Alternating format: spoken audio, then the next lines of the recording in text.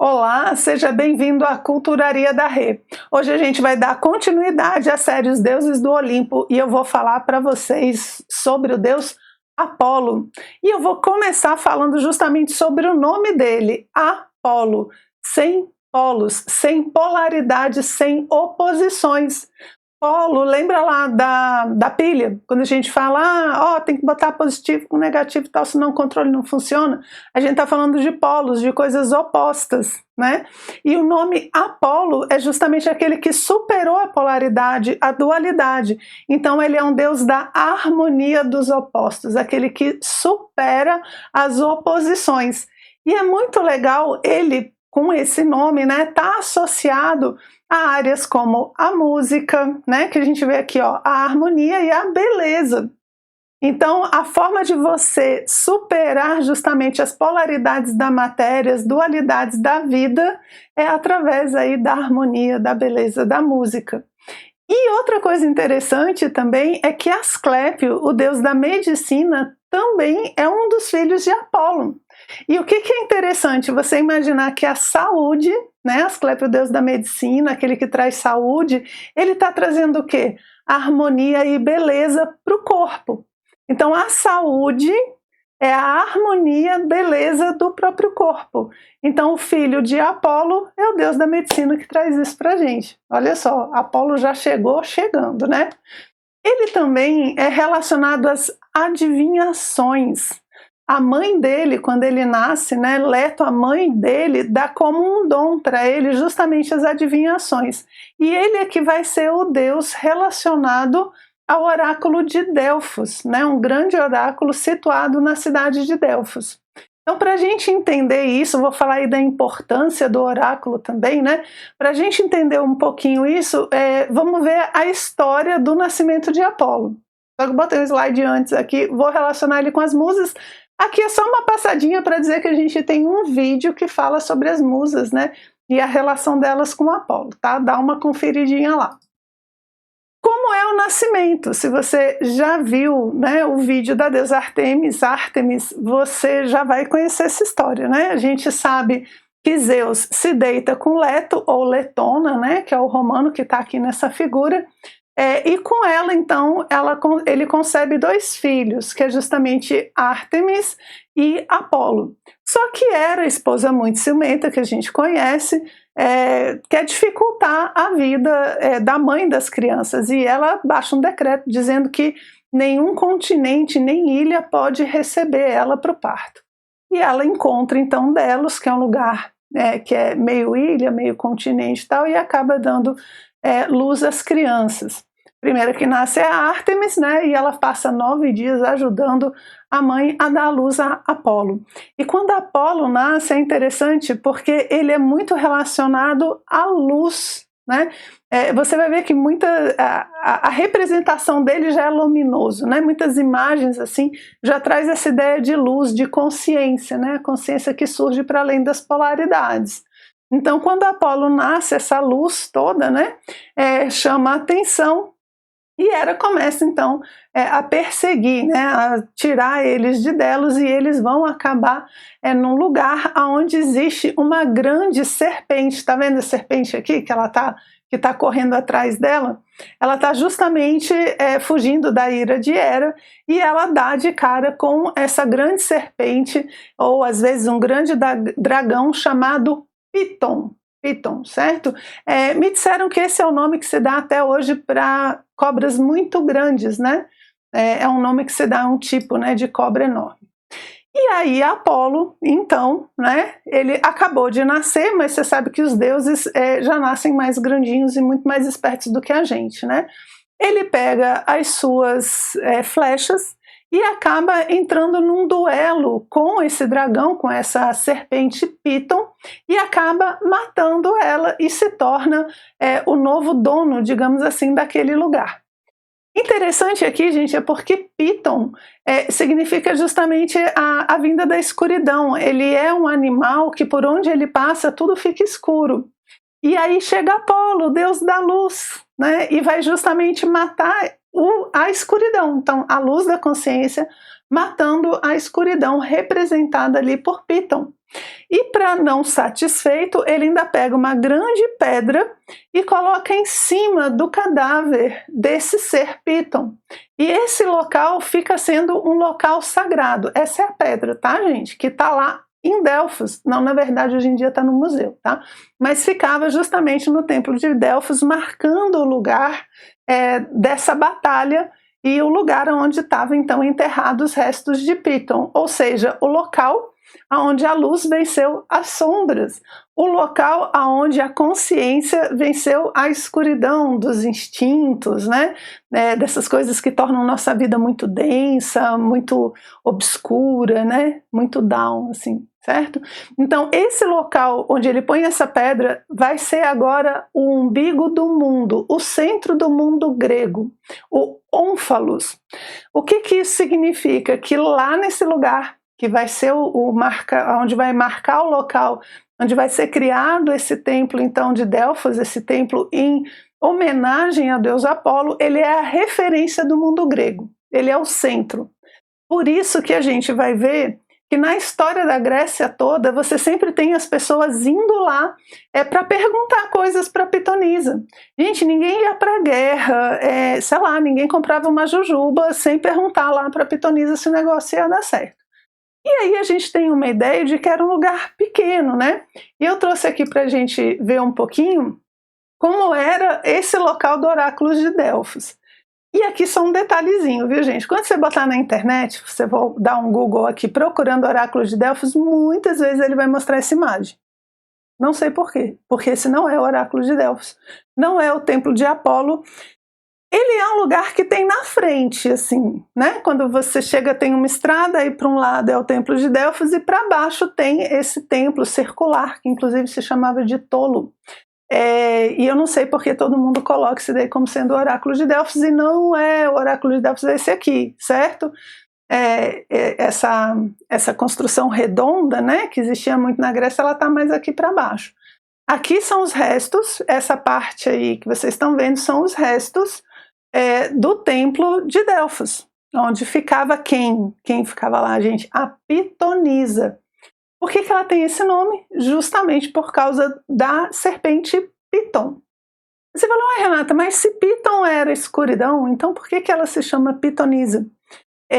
Diz que quando Apolo mata a serpente Piton, Zeus vira para ele e fala assim, olha, você matou um ser de uma geração anterior, ela era uma serva, né? Esse ser é um servo da deusa Gaia, de uma deusa muito antiga, e você matou isso, você matou esse ser, então agora você tem que reestabelecer a harmonia, que é a missão de Apolo, né? Restabelecer a harmonia, a beleza e tudo mais. E como é que ele faz isso? Ele homenageia a Piton, essa energia, porque você tem que imaginar que Gaia é uma energia lá do início dos tempos, então Piton é como se fosse realmente uma energia que a gente chama de telúrica, né, lá das profundezas da Terra, e que precisou ser dominada, só que agora ela tem que ser recompensada, digamos assim. Então ele cria o templo, nesse templo vai ter justamente a Pitonisa, que é aquela que vai ver o futuro. E além disso, gente, ele estabelece jogos de 4 em 4 anos, em homenagem a este local, que são de 4 em 4 anos como das Olimpíadas. Então eram os Jogos Píticos, né, que é justamente de Piton. Assim como você tem os Jogos Olímpicos, que são da cidade de Olímpia. Ok? Então eram vários jogos de 4 em 4, eram 4 jogos de 4 em 4 anos que você tinha ali na Grécia Antiga, e esse é um deles, justamente como uma compensação que é feita por esse assassinato, né, por esse fim de ciclo que Apolo faz no momento em que ele mata a serpente Piton. Então aí é o templo de Delfos, eu trouxe aqui só para vocês terem uma ideia de como era, né? Tem essa daqui, é uma ilustração, né, do que se acredita que era o templo de Delfos, né, essa estrutura maior. Eu estou mexendo aqui no mouse crente que vocês estão vendo, né? Mas eu acho que não está gravando, não. Essa estrutura maior aqui, ela é justamente o templo de Delfos que a gente tem esse resquício hoje aí, ó.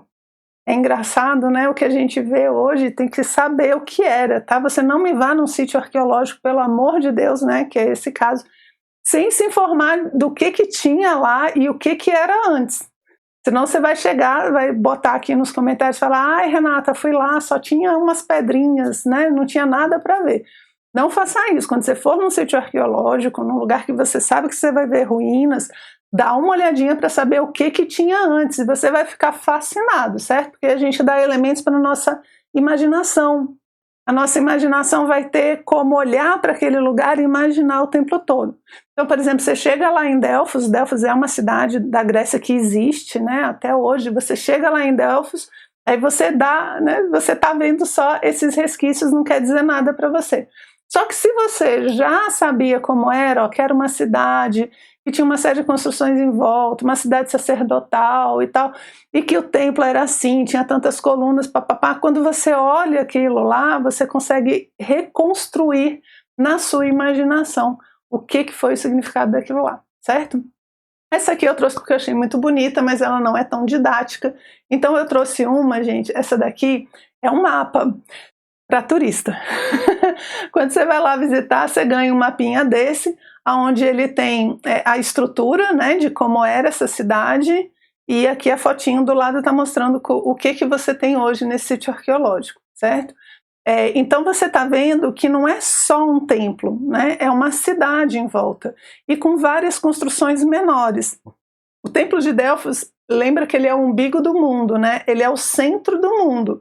Então as pessoas, quando iam lá, muitas vezes construíam pequenas capelas, que são essas construções mais abaixo aqui, construíam pequenas capelas em homenagem, em agradecimento, ou então de um povo específico, de uma cidade específica. Então você tem um templo que é dos espartanos, você tem um templo que são dos tebanos, e eles vão construindo então uma via sacra, digamos assim. Eles vão construindo um caminho sagrado, né, que é o nome via sacra. Eles vão construindo esse caminho sagrado até chegar no templo de Apolo. Então você passa por diversos pequenos templos até chegar no de Apolo. E aqui tem uma curiosidade, gente. Depois eu tenho que ver como é que eu vou pôr o mouse aqui para vocês, certo? Mas aqui embaixo do templo de Apolo tem um muro. Se você estiver com dificuldade de ver, dá um pause, dá uma procuradinha. Tem um muro aqui embaixo. Esse muro, ele é extremamente importante para o estudo da língua grega, porque lá eram escritos as coisas importantes que aconteciam na Grécia. As guerras eram registradas nesse muro, as vitórias, as invasões, as catástrofes, as enchentes, as secas, tudo né, era registrado ali. Então você tem nesse muro mais de 1000 anos de escrita, eu acho que é bem mais inclusive, viu? De escrita que pode ser estudada para ver a evolução da língua grega, ok? E aí também, né, se você olhar com cuidado, você vai ver que tem o Ônfalos, o local então onde Apolo matou a serpente Píton, certo? Então tá aqui o templo de Delfos. E as pessoas, todo mundo que tinha juízo, antes de entrar numa guerra, antes de fazer uma coisa importante, ia lá na Pitonisa. Foi a Pitonisa que falou que Sócrates era o homem mais sábio da Grécia. Ele falou, como assim? Né? Mas isso é história para outro vídeo. Foi ela que falou de guerras, e nessa pintura aqui que eu trouxe para vocês, é Licurgo, né, legislador espartano, que foi consultar a Pítia. E aqui eu vou dar um parênteses, né, pedir licença para vocês para contar essa história, porque eu acho ela muito engraçada. Diz que Licurgo fez as leis de Esparta, né? Os espartanos eram muito bélicos, muito guerreiros, mas muito desorganizados. E aí Licurgo chegou lá e falou assim, vou botar ordem aqui na casa, e montou uma série de leis. Entregou para os espartanos e falou assim, agora vocês peguem essas leis que eu fiz, fiquem com elas aí. Eu vou lá na Pítia, eu vou lá em Delfos, para perguntar para elas se tem alguma coisa para mudar. Aí, enquanto eu não voltar, pelo amor de Deus, não me mexo em nada. Né? Não mexo na legislação não, que eu vou ver se a Pítia aprova ou não aprova. Deixou a lei lá, ó, foi embora, mas nunca mais voltou. Nunca mais voltou. E dizem que enquanto os espartanos seguiram as leis de Licurgo, justamente, foi um grande povo. E que começou a decadência espartana justamente quando eles começaram a desobedecer às leis de Licurgo. O fato é que Licurgo nunca voltou. E aqui é como Delacroix acha que foi esse encontro, né, entre Licurgo, o grande legislador, e a pitonisa de Apolo, ok? Então vamos falar agora de alguns elementos. Eu trouxe essa imagem aqui, que ela é de Apolo com a musa Urânia. Urânia está sempre com essa cara, né, assim, olhando para o céu, parece que ela está meio perdida, né? E aqui tem os elementos que eu queria comentar com vocês de Apolo. Então, primeiro, ele é sempre uma figura jovem, né, um homem jovem, belo. Inclusive, durante muito tempo, essa expressão, né, significava que era um homem muito bonito. Falava, ai, fulano parece um Apolo, porque fulano era um homem muito bonito. Inclusive, existe todo um estilo, né, de pinturas e da própria escultura grega que a gente costuma chamar de estilo apolíneo, ou seja, com as linhas de Apolo, aqueles que remetem à beleza de Apolo. É o estilo dessas estátuas gregas, né, maravilhosas, que a gente fica vendo aí nas fotos da internet, nos museus que a gente visita. Então ele é sempre um homem novo, né? Às vezes ele fica que nem os anjos, né? Uma coisa meio indefinida também, né? Meio assexuada, de tão novo que ele é, porque ele representa essa vida, né, que está surgindo. Em geral, ele está iluminado que nem essa, e é a relação dele com a luz, como Deus da luz. E você tem também o arco e a flecha. Tá vendo que ele tem as flechinhas aqui atrás, que nem a Ártemis, né, a irmã dele. Ele também é um deus caçador em muitos momentos, tanto que é com as flechas que ele mata o dragão, a serpente Piton, ok? E ele tem a lira de 4 cordas, 7 cordas, né? Aí você pode, a representação muda um pouquinho, mas simbolicamente ela está falando justamente da harmonização dos elementos da própria personalidade, dos elementos da manifestação. Então, em 4 eu posso pensar terra, água, ar e fogo. Quem conhece a tradição hindu vai ver que o egípcio, né, vai ver que o homem é dividido em 7 partes, por isso que o número 7 também aparece demais dentro das mitologias. E a lira de Apolo é justamente você tocando, você harmonizando todos esses elementos da manifestação e esses elementos da sua própria personalidade.